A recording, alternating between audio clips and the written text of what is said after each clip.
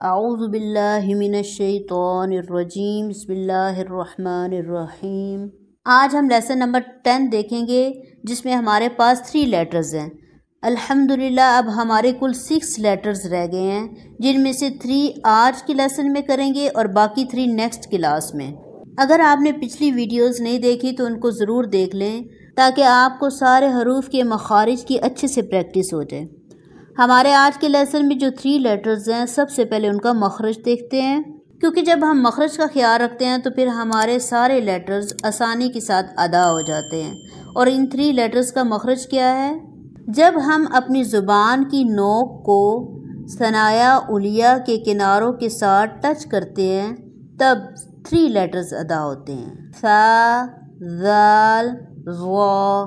Image کو دیکھتے ہوئے ایک بار پھر سمجھیں کہ زبان کی نوک کو، زبان کا جو سرا ہے اس کو ثنایا علیہ سامنے کے اوپر والے 2 دانتوں کے کنارے کے نیچے رکھنا ہے، یعنی ہماری زبان ثنایا علیہ کے کناروں سے نہ تو بالکل پیچھے ہو اور نہ ہی زیادہ باہر ہو۔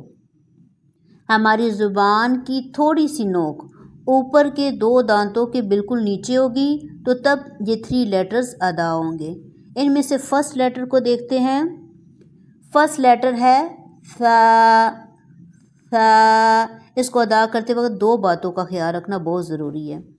پہلی بات یہ کہ اس میں سیٹی کی آواز نہیں آئے گی، غور کریں، ثا۔ اور دوسری بات یہ کہ اس کو نرمی سے ادا کیا جائے گا۔ آپ جتنا زیادہ نرمی سے ادا کریں گے اتنا ہی اچھے طریقے سے یہ ادا ہوگا۔ ثا، ثا، ثا، ثا۔ مشق میں دیکھتے ہیں، ثا، سی، سو، اس، اس، اس، مثلہم، مسا، سا، مثلہم۔ سا میں سیٹی کی آواز نہیں آئے گی، کیونکہ اگر سیٹی کی آواز آئی تو پھر یہ سا نہیں سین ہو جائے گا، مسا، سا ایسے بن جائے گا، مثلہم بن جائے گا۔ اور قرآن جو معنی بیان کرنا چاہتا ہے ہماری غلط تجوید کی وجہ سے وہ چینج ہو جائے گا، کمثلی من الثمرات، من الثمرات۔ سیکنڈ لیٹر ہے ذال۔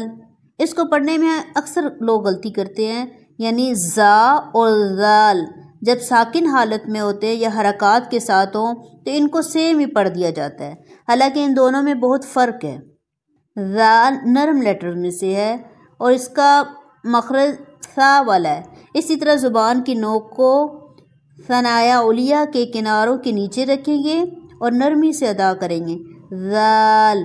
اس کو بولتے ہوئے ہمارے ہونٹ تھوڑے سے پھیل جاتے ہیں، ذال، ذال۔ مشق میں دیکھیں، ذا، ذی، ذو، والذین۔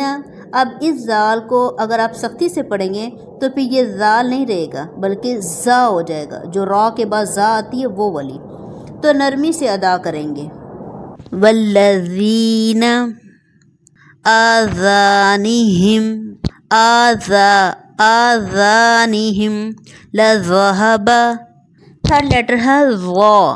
اوپر ہم نے جو 2 لیٹرز پڑھے ہیں ثا اور ذال وہ باریک لیٹرز تھے۔ ہم نے پچھلے لیسن میں کیا پڑھا تھا کہ باریک لیٹرز کی کیا پہچان ہوتی ہے؟ اس کی وائس اس طرح ہوتی ہے، آ،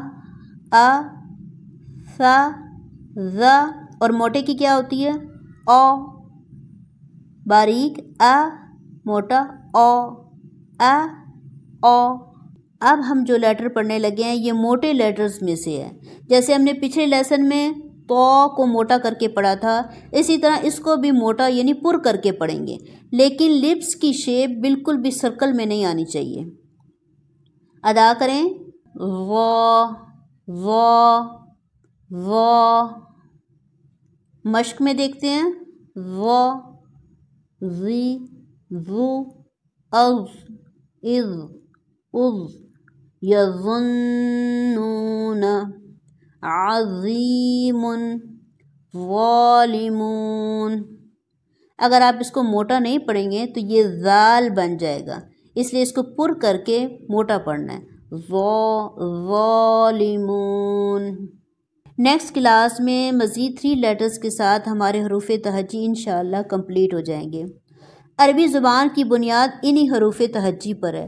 اگر یہ اچھے طریقے سے مخارج کے ساتھ سمجھ لیے جائیں تو پھر آگے قرآن میں کوئی مشکل نہیں ہوتی۔ آپ ہر روز ایک ویڈیو دیکھ کر بھی اگر پریکٹس کریں گے تو انشاءاللہ 10 سے 15 دن میں بہت آسانی اور اچھے طریقے سے آپ کے سارے لیٹرز کمپلیٹ ہو سکتے ہیں۔ انشاءاللہ نیکسٹ کلاس میں نیو لیسن کے ساتھ وآخر دعوانا ان الحمد للہ رب العالمین۔